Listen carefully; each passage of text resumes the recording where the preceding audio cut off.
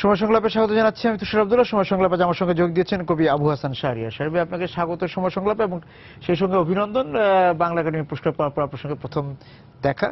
আপনি সময় সংলাপে শুভেচ্ছা, সময় টেলিভিশনকেও শুভেচ্ছা। আমরা আলোচনা করতে চাই এই যে আমরা ফাগুনে আছি, আমরা শহীদ দিবস বা আন্তর্জাতিক মাতৃভাষা দিবসের একদম লগ্নে দাঁড়িয়ে আছে। সেই জায়গা থেকে যে ভাষার ব্যবহার, আমরা ভাষাকে যেভাবে চর্চা করি, এই জায়গা থেকে যদি আপনি আলোচনাটা শুরু করেন। আমি আর একটু পেছনের থেকে যাই যে সবকিছুই তো একটা বীজতলা থাকে। এর সূত্রপাত অনেক আগ থেকেই হয়েছিল।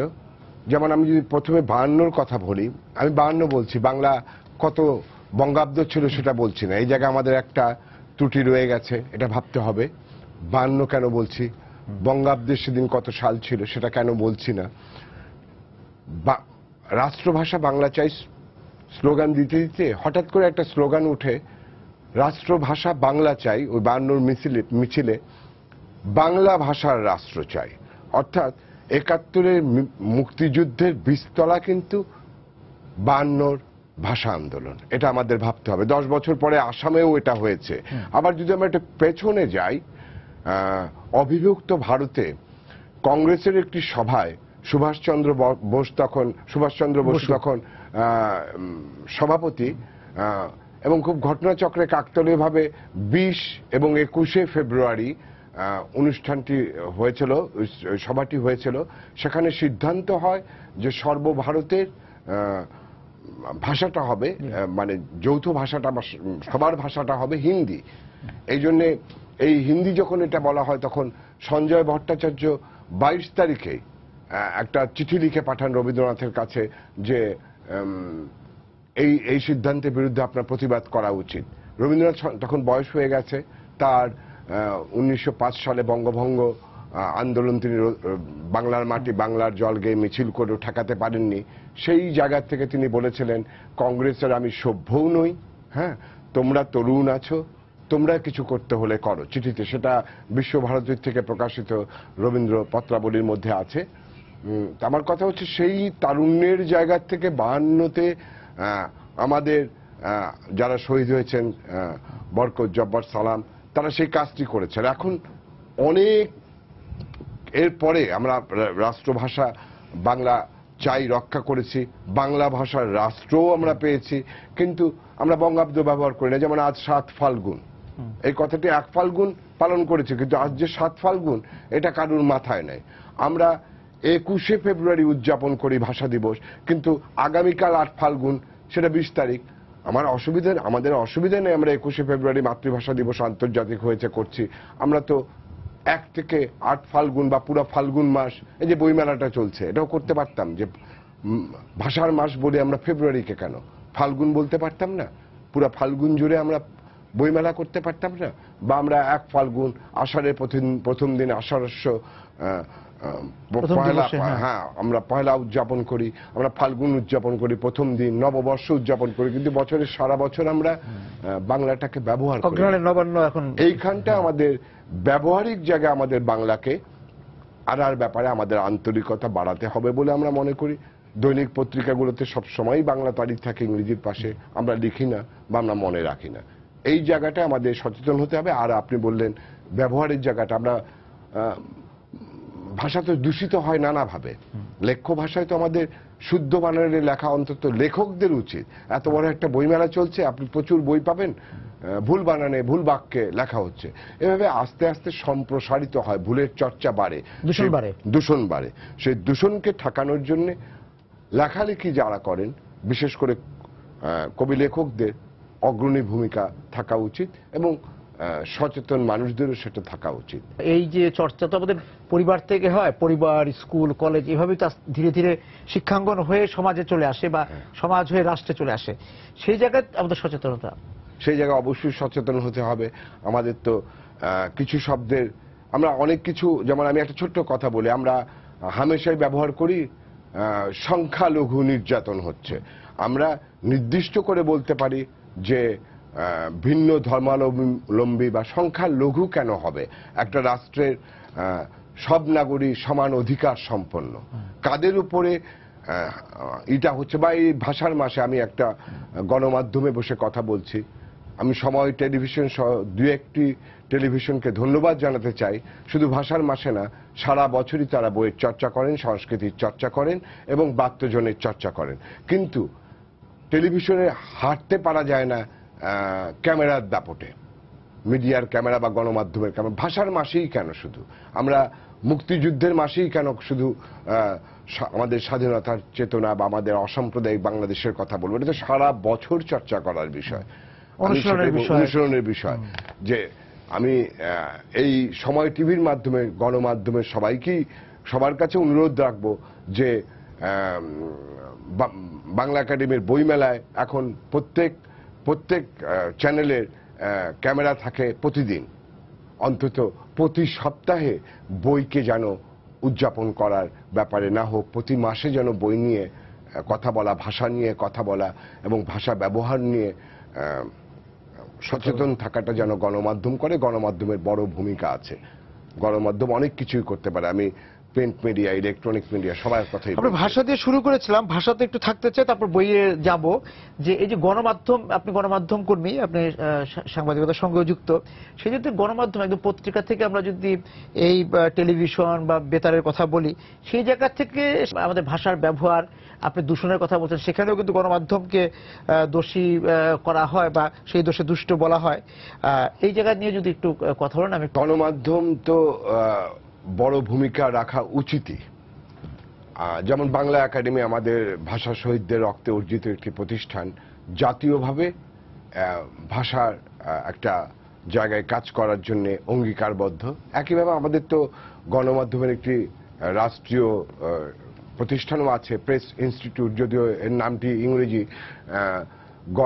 এরা বুঝতে পারে গণমাধ্যমের সবার সঙ্গে একটা প্রমিত বানান সবাই ব্যবহার জাতীয় দৈনিকগুলো করুক, কারণ এক একটা দৈনিকে এক এক রকম বানান যদি ব্যবহৃত হয় তাহলে সাধারণ মানুষ তো দ্বিধাগ্রস্ত হবেনি, তারা তখন ভুল উৎসাহিত হয়। কিছু দৈনিকে ছাড়া, দু একটি দৈনিক বাদ দিলে আমাদের অধিকাংশ দৈনিকেই আকছার বানান ভুল থাকে। আমার নিজের কর্ম অভিজ্ঞতায় এই জায়গাটি আমি বারে বারে দেখেছি এবং আমি সবসময় বলে থাকি যে তথ্যই সংবাদের প্রাণ। আপনি সংবাদ ও সাংবাদিকতা নিয়ে আপনার একাধিক বই আছে, তো তথ্যই সংবাদের প্রাণ, কিন্তু ভাষা তার উড়াল ডানা।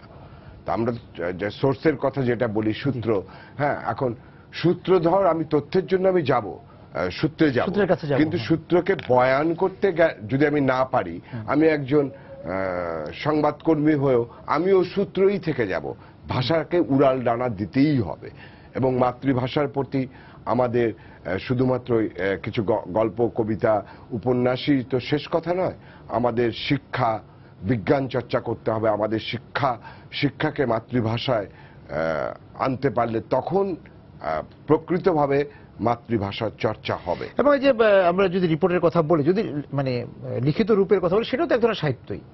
সেটাও সাহিত্য। সাহিত্যের সঙ্গে সাংবাদিকতার তফাৎটি জায়গাটি হচ্ছে যে আপনিও একই সঙ্গে আপনি কবিতাও লেখেন, আপনাকে আমি কবি হিসেবেই চিনি আগে, যে সরাসরি কথা এবং বস্তু নিষ্ঠতা, কল্পনার আশ্রয় সাংবাদিকতায় নেই, আর ওই কল্পনার আশ্রয়টি যুক্ত হবে। কিন্তু প্রকরণই তো একই, ভাষা প্রকরণ তো দুটোরই একই। কমিউনিকেট করার বা গণযোগাযোগ স্থাপনে সাংবাদিকদেরকে আরো বেশি সচেতন হতে হয়, কোনো আলগা বা শিথিলতার সুযোগ সেখানে নাই। আরো টানটান হতে হয় গণমাধ্যমকে, সেখানে আরো বেশি বস্তু নিষ্ঠতার জন্য আরো বেশি তথ্যের কাছে যেতে হয়, তথ্য নির্ভরতা বেশি, শিথিলতার সুযোগ নাই সেখানে। এইটুকু। এবং অবশ্যই ভাষা নির্ভর একটি সাহিত্য চাপে, যেটা বললেন যে ভাষার উড়াল, সেই ভাষার উড়ালটা সাংবাদিকদেরকেও দিতে হবে। আর সাহিত্য তো হচ্ছে অপার উড়াল, আকাশের ওই পারে আর এক আকাশ, অসীম উড়াল, সেখানে কল্পনার রাজত্ব অনেক থাকে। কিন্তু আমাদের এখানে দেখা যাচ্ছে যে আমি যদি পত্রিকার কথা বাদ দিয়ে টেলিভিশন বা বেতারের কথা বলি, সেখানে কিন্তু এই যে ভাষার মিশ্রিত এক ধরনের ব্যবহার আমরা দেখতে পাই। সেটা আঞ্চলিক ভাষাকে ঠিকভাবে আমরা ব্যবহারও করতে পারছি না, কেউ করে ব্যবহার করছি। যেমন যখন সাহিত্য, তখন মুখের ভাষারও মর্যাদা আছে, কিন্তু যখন আমি লেখ্য ভাষায় জাতীয় উদ্যোগে কোনো কাজ করব, তখন অবশ্যই আমাকে প্রমিত ভাষার কাছে আসতে হবে। আমি নোয়াখালীতে বসে বা রাজশাহী নবাবগঞ্জে বসে একটি দৈনিক করতে পারি বা একটি পত্রিকা করতে পারি শুধু সেই অঞ্চলের মানুষের জন্য, সেটা সেই ভাষায় হোক, আপত্তি নেই। কিন্তু একটি জাতীয় পত্রিকা কখনোই কোনো আঞ্চলিক ভাষায় হলে এক অঞ্চলের লোক, সিলেটের অঞ্চলের লোক, চট্টগ্রামের দৈনিকটি বুঝবে না। তাহলে কারোর জন্য তো বুঝতে না পারার ব্যাপার আছে। তার জন্য জাতীয় ভাষা অবশ্যই যখন লেখ্যরূপ পাবে প্রমিত বাংলায় আমাদের আসতে হবে। কিন্তু আমাদের যে নাটকে আমাদের বিভিন্ন আমাদের বেতারের যে উপস্থাপকরা এক ধরনের কথা বলেন, সঞ্চালকরা এক ভাষায় কথা বলেন, একটা ইংরেজি বাংলা মিলে একটা মানে একটা খিচুড়ি ভাষা তো আছে। এবং এটা সম্প্রতি কিছু ছোট ছোট রেডিও চ্যানেল এসছে, সেগুলোতে আরো বেশি হয়। আমি নাম বলতে যাচ্ছি না। আর কিছু উচ্চারণ আছে ওয়াও, এরকম বিষয় চলে আসে। বিজ্ঞাপনের ভাষাও চলে আসে, এগুলো আছে। আবার আমি কতগুলো জিনিস দেখি খবর পড়ার সময়, একটা স্তবক থেকে আর এক স্তবকে যাওয়ার সময় এদিকে একটা বিষয় শেষ করি এদিকে, তো আমি এদিক আর এদিক কতবার এদিকে তাকাবো। এই যে স্তবক স্থানান্তরের সময় এদিকে, অন্যভাবেও তো শেষ করা যায় বা অন্যভাবেও শুরু করা যায়। এগুলো সবারই আছে এবং আমাদের ভাববার আছে। এই যে আপনি ভাবছেন, এই ভাবনা যদি সঞ্চারিত হয় এবং যাদের কাছে গেলে যারা এই ভাবনাগুলোকে প্রায়োগিক রূপ দিতে পারবেন, তাদের মধ্যে বাংলা একাডেমি অবশ্যই একটি প্রতিষ্ঠান, সবচেয়ে বড় প্রতিষ্ঠান আমাদের বাংলা একাডেমি। তার কাছে আমাদের প্রত্যাশা সবচেয়ে বেশি। দ্বিতীয়, যদি আপনি গণমাধ্যমের কথা বলেন, প্রেস ইনস্টিটিউটের কাছে আমাদের প্রত্যাশা আছে।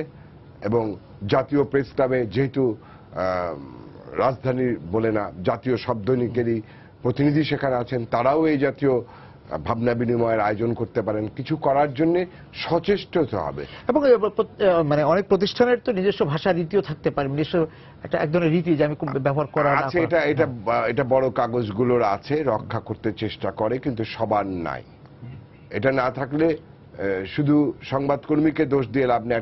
একটা পদ্ধতিগতভাবে প্রত্যেকটা প্রতিষ্ঠানে থাকা উচিত এবং গণমাধ্যমকে অবশ্যই এই ভাষার জায়গাটা ভাবতে হবে। বই মেলা, এবং আমরা এই যে মানে পুরো ফেব্রুয়ারি মাস জুড়ে একটা বই নিয়ে একটা উৎসবের মধ্যে আমরা থাকি, কিন্তু এই সময়টাই কিন্তু আবার বিভিন্ন জেলা পর্যায়ে অনেক বইমেলা হচ্ছে এই সময়তে। কিন্তু পরবর্তীতে এই যে যারা অনেককে আমরা দেখি যে লেখক হিসেবে তাদের আত্মপ্রকাশ করছে, কেউ কেউ প্রতিবার এই মেলাতেই আসছেন শুধু লেখক হিসেবে, সারা বছর তাদের আর লেখার সঙ্গে আমরা কতটা যুক্ত থাকতে দেখি।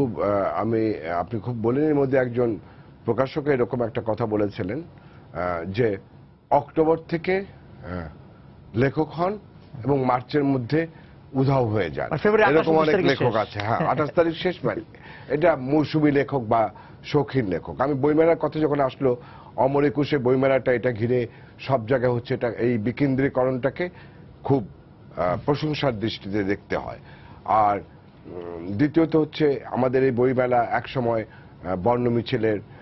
বর্ণমিছিল, চিত্তরঞ্জন শাহ, মুক্তধারার, এনারা মাদুর বিছিয়ে শুরু করেছেন। আজকে এটা বিস্তারিত হয়েছে, সম্প্রসারিত হয়েছে, সোহরাওয়ার্দী উদ্যান পর্যন্ত গিয়েছে। প্রশংসনীয়। আমি প্রথমেই প্রশংসা করতে চাই এই বইমেলার, যে এবার আমি দেখলাম যে বয়সীদের জন্য মেলার পরিধি বেড়েছে। একটা সুইস দাতা প্রতিষ্ঠান হুইলচেয়ারের ব্যবস্থা করেছে। তারা সেই হুইলচেয়ারে করে প্রবীণরা বই সংগ্রহ করতে পারেন, ভালো দিক। মেলা একটু প্রশস্ত হয়েছে, ভালো দিক। তবে নকশা থাকা উচিত মূল জায়গায়। মেলার স্টল নাম্বারগুলোও বড় হয়েছে, কিন্তু একটা প্রথমেই শুরুতে নকশা থাকলে কোন দিকে কোন স্টলগুলো আছে একটু জানা যেত। যাক, সেটাও ইয়ের মধ্যে দেখলাম। তো ইয়ের মধ্যে রাখলাম। আমি মেলা এক কথায় বললে, এবারের মেলায় যদি আমি বলি, এই পর্যন্ত আসায় ধীরে ধীরে একটা বড় নিরাপত্তার ব্যাপার রক্ষা করতে হয় মেলা আয়োজকদেরকে, বাংলা একাডেমি এবং প্রকাশকদের যে প্রতিষ্ঠান আছে তাদের। আমি ভালোকে আগে ভালো বলে নিচ্ছি। ভালোকে ভালো বললে মন্দকে মন্দ বলার অনিন্দনীয় অধিকারও পাওয়া যায়। সেই অধিকার বলে আমি বলবো যে মেলার মাঠে মোড়ক উন্মোচন একটি অসভ্যতা। কারণ বই চকলেট বা লজেন্স না, এটা একটা চোষ্য জিনিস না যে আমি মোড়ক দেখিয়ে ছেড়ে দিলাম। এটা প্রচার পটুতার জন্য হয়। 2007 সালে নেত্রকোনায় লেখক চিন্তাবিদ যতীন সরকারকে নিয়ে আমি বইয়ের পাঠ উন্মোচনের একটা প্রথা চালু করেছিলাম। সংক্ষিপ্ত পরিসরে হলেও যেন একটা বইয়ের যদি সংক্ষিপ্ত প্রকাশন উৎসুকতা হওয়া উচিত, আমাদের সময় হতো সংক্ষিপ্ত পরিসরে হলে, কবিতার বই হলে একটা কবিতা পঠিত হোক, একাধিক হলে মন্দ না, গদ্য প্রবন্ধের বই হলে একটি পূর্ণ গদ্য বা ভূমিকা বা একটা স্তবক পঠিত হোক, আলোচনা কেউ করলে আরো ভালো। আর পাঠ তো পুনঃ পাঠই একটি বই ধ্রুপদী হয়, ক্লাসিক বই। এখনো রবীন্দ্রনাথের পথের শরৎচন্দ্রের পথের দাবি বা রবীন্দ্রনাথের শেষের কবিতা আমরা পাঠ উন্মোচন করতে পারি, এখনো শেক্সপিয়ারের বইয়ের পাঠ উন্মোচিত হতে পারে নতুন নতুন ভাবে। আমি প্রথমেই বলবো বাংলা একাডেমির এই মোড়ক উন্মোচন মঞ্চটাকে বদলে পাঠ উন্মোচনের ব্যবস্থা করা হোক, প্রচার পটুতা পরিত্যাগ করা হোক এখান থেকে।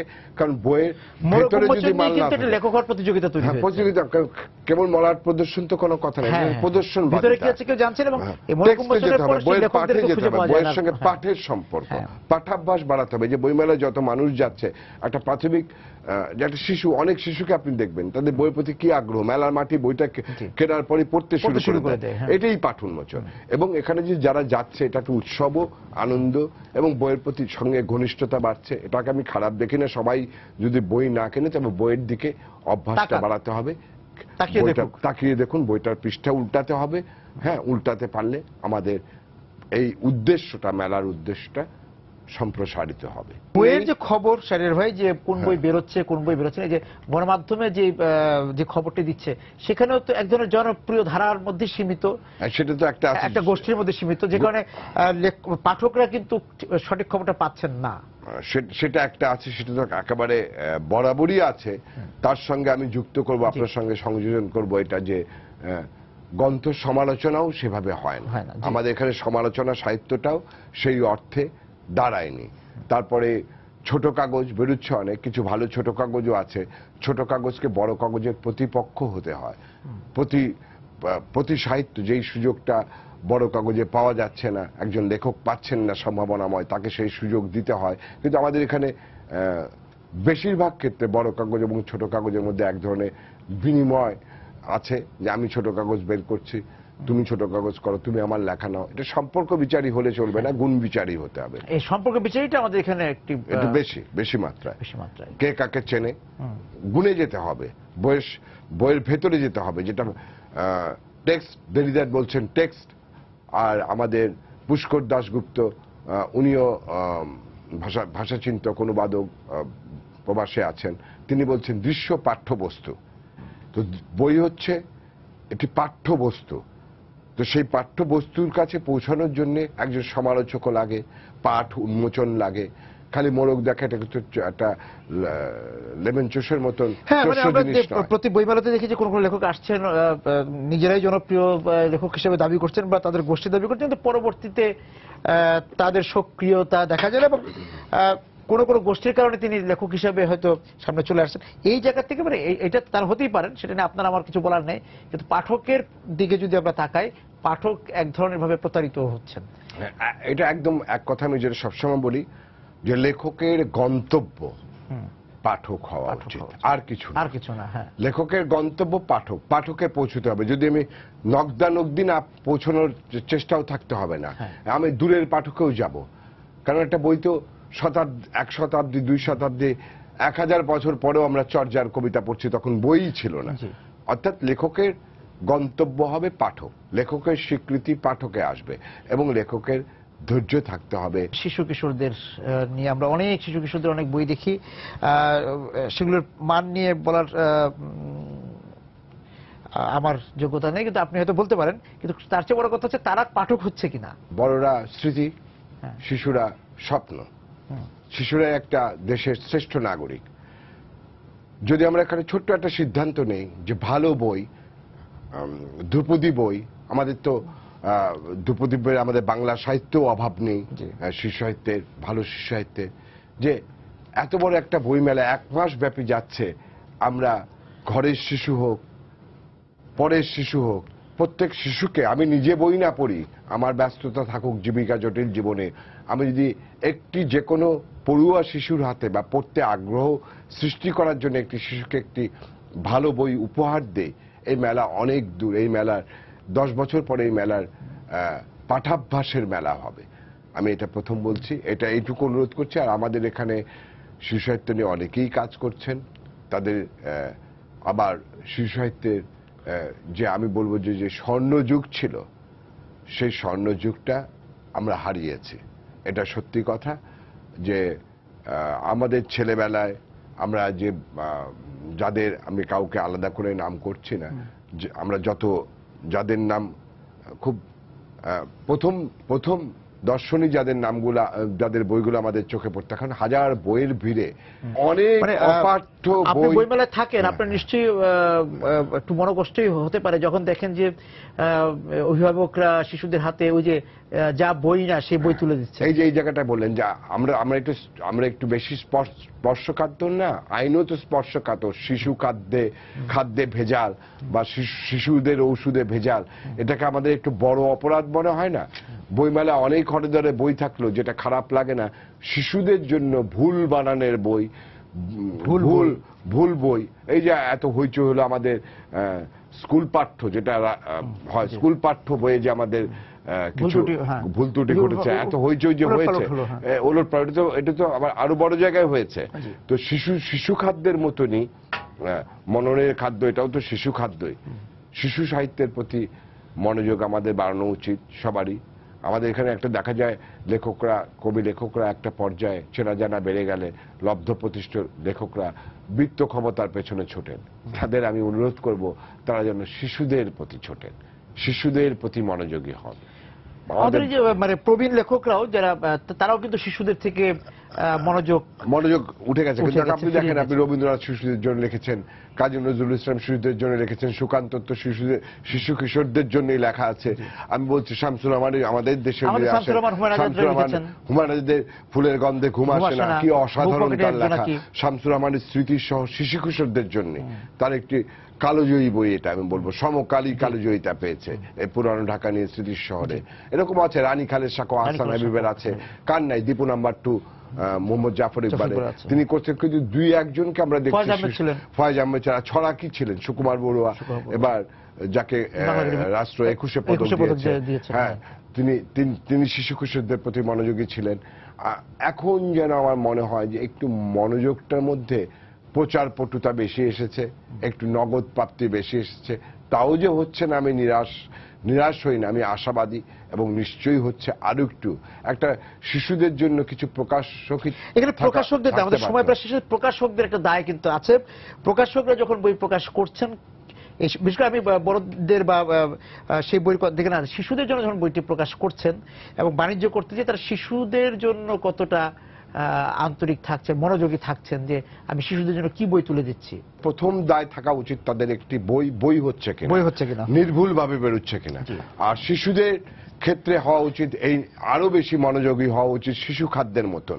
এবং প্রত্যেক প্রকাশকের ঘরে, স্পর্শকাতর বিষয়, প্রত্যেক প্রকাশকের ঘরে শিশুদের হাতে তুলে দেওয়ার মতন বই থাকা উচিত। কারণ শিশু অত নাম্বার মিলিয়ে যাবে না, বইমেলায় ঢুকেই প্রথম যে সামনে পাবে সেখান থেকে বই কিনতে চাইবে। তাই প্রত্যেক প্রকাশকের ঘরেই, প্রকাশকের স্টলে শিশুদের জন্য বই থাকা উচিত। বিষয়টা এরকম হতে পারে স্যার ভাই, যে এই যে প্রচ্ছদে রঙের বাহার দিয়ে তাদের সাথে প্রতারণা না করা।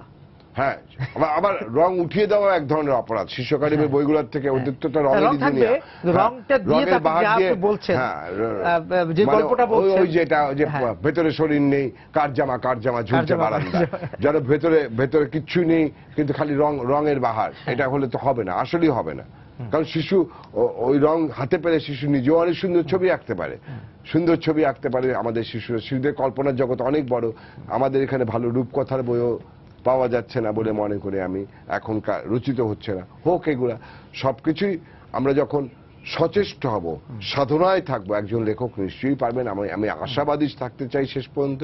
আর ভাষার মাস যেহেতু, আমি বলবো আমরা যেন তারিখটা যেমন আজ বঙ্গাব্দের 7 ফাল্গুন, আমরা খালি 1 ফাল্গুন যেন ফাল্গুনকে ভালো না বাসি, আমরা যেন মাসব্যাপী ফাল্গুনকে, বছরব্যাপী বঙ্গাব্দকে মনে রাখি। এটা হচ্ছে আমার ভাষার মাসের অনুরোধ সবার প্রতি।